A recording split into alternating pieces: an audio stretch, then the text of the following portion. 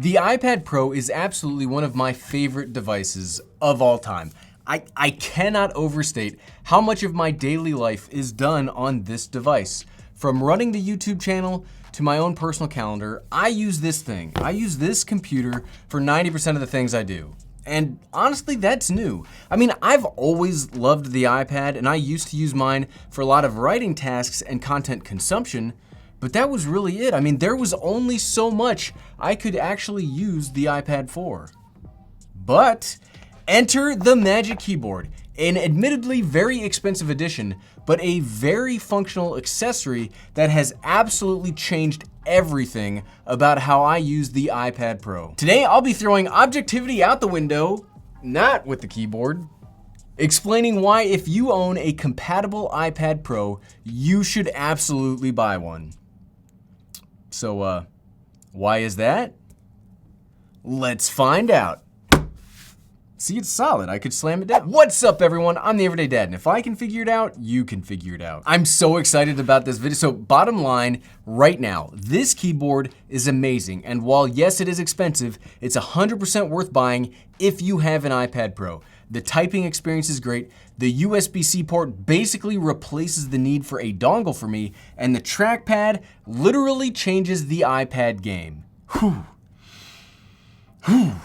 I had to say that. I had to get it out. It was just welling up inside of me. Like I said in the introduction, today, I'm not gonna be objective. I'm not gonna explain the positives and the negatives. I'm going to explain why this is absolutely the best iPad accessory ever made and why you should buy one. This is my personal keyboard. Nobody sent this to me. I pre-ordered this the second it was announced, and almost every single YouTube script that I've written over the last few months, every single calendar event that I've scheduled for myself, and 95% of all of my emails have been responded to using this keyboard. If you're wondering why I'm just so darn excited about it. First up, let's talk about the actual keys. Like, right? It's a keyboard. Probably pretty important that we talk about the typing experience first, because I'm pretty big on typing experiences. It's great. I think Apple absolutely nailed it when coming out with this keyboard. It feels very similar to the MacBook Pro 13 keyboard, which I'm not shy about admitting is my favorite keyboard I've ever used. Yes, I keep hearing about how great the ThinkPads are, and maybe I'll try one in the future, but for me, the MacBook Pro 13 is the king of the mountain. The iPad Magic Keyboard isn't that far behind. Each key feels very responsive, very crisp, and I do like the feedback. Can you hear it? That is a crisp typing experience. Additionally, and this isn't something that I talk about that much when I talk about keyboards, but the sound of the keys typing is so much nicer than on the Smart Folio keyboard. Do you know how they sound better? My wife complains so much less when I'm working on the Magic Keyboard as opposed to when I'm working on the Smart Keyboard. I didn't think the Smart Keyboard was that bad. Can you hear it?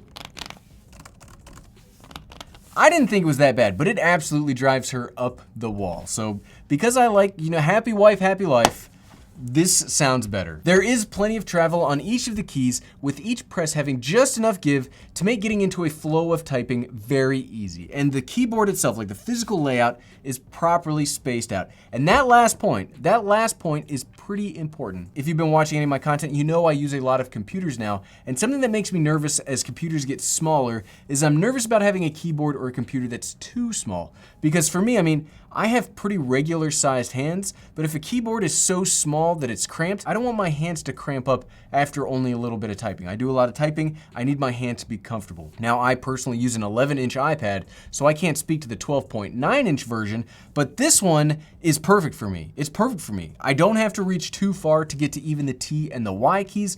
The numbers are all within easy reach, and this just feels right to type on. I do so much typing on it. It has to feel good, and it does feel amazing. The next really awesome thing, it's actually right next to the keys. It's the trackpad. This trackpad, I could make a whole video on this thing alone. If you've never ventured out of your preferred computer brand, whether it's Windows, Mac, Linux, whatever, it's hard to appreciate just how good Apple trackpads are. And while this one takes up every millimeter of space on the body, it is on the smaller side when compared to the monstrous, and I don't think that's too light of a term, the monstrous trackpads on the MacBooks. But it's incredible. It's incredible. Look, when I first saw the Magic Keyboard was announced, I thought I would never, ever use this. I really thought to myself, the iPad has a touchscreen. It has a touchscreen, right? Why would I use a trackpad when I can just tap? If I can just tap, why would I use a trackpad? Yeah, I was wrong.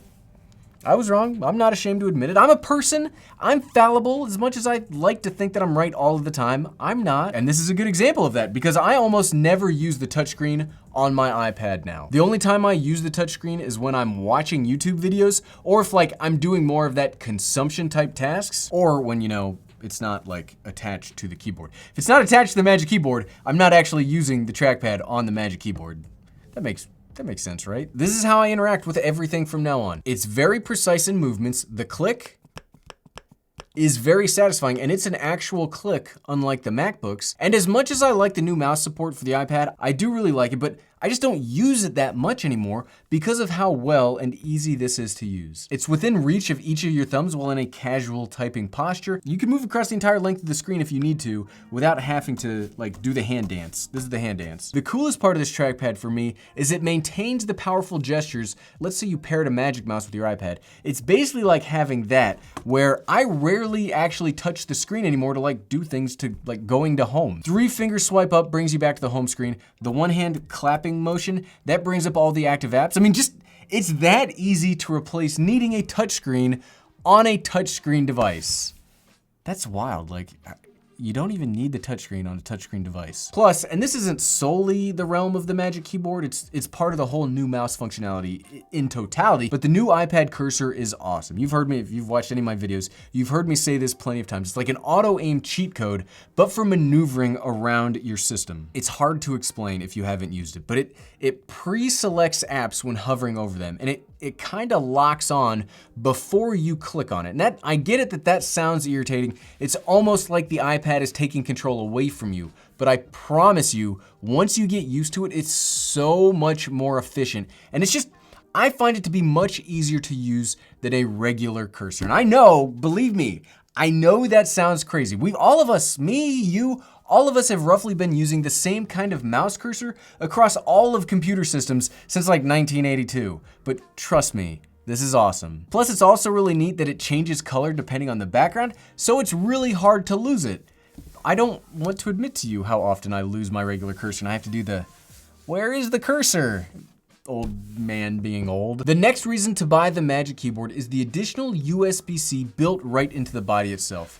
Yes, this port only works for charging, but when your computer, and yes, I do consider this to be a computer, when it only has one USB-C port built into it, being able to charge and connect to other things using this main port, that's game changing. I don't mind, it's game changing. I used to need a dongle to do simple things like charge and import footage, or charge and connect a monitor, but now I don't, so I've saved space. And I mean, I've already purchased the dongle, so, but if you don't buy a dongle for this specific reason, then hey, the Magic Keyboard costs even less. Silver linings all around. Gotta look for those silver linings. And the last and final reason to buy the Magic Keyboard is the build quality is fantastic.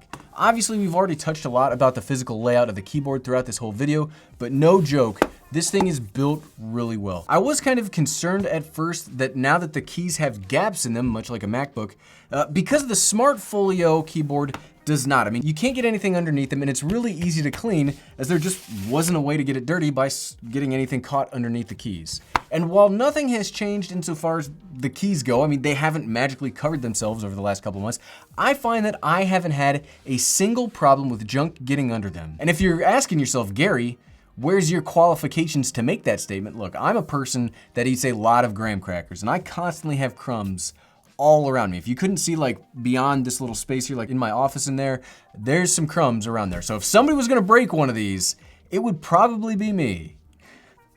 Another nice and surprising feature of the physical construction of the keyboard is the little palm rests. I like how MacBooks have a nice large palm rest so you can keep your wrist and hands in a neutral position because carpal tunnel and injuries like that are real and you need to protect yourself. If you're gonna be working on a keyboard for long periods of time, safety is first. It sounds silly, safety is first. Now these palm rests might not be large enough to comfortably hold your wrist depending on hand size comfortably. They do two things really well.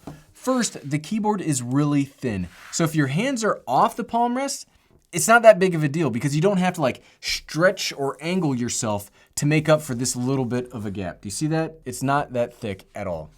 Second, the palm rests are big enough that I can comfortably rest my wrists on it all the way without feeling like I'm scrunching up my hands on the keyboard to make it happen. Like I said, I have regular size hands, so the majority of people should be able to actually use these as a palm rest. Like, this is an amazing feat of engineering. And dang, I cannot believe we just spent 1,500 words talking about a keyboard. But this, I'm telling you, this keyboard is for real, and despite its costs, it's taken one of my favorite devices of all time, and it's turned it into something that I not only have with me everywhere. Like, literally, I always have this iPad, but it's now a machine that has almost no compromises. It lets me use this super powerful and portable tablet to do all of my work without needing to lug around an additional traditional laptop. It's just really great. And if you like this video and you also have an iPad and you've decided you wanted to buy the keyboard, but you also want to know about some cool other gadgets and accessories, click here to watch my updated video about all of the cool things that I've found that you can get to work with your iPad Pro. Click here to watch. Click,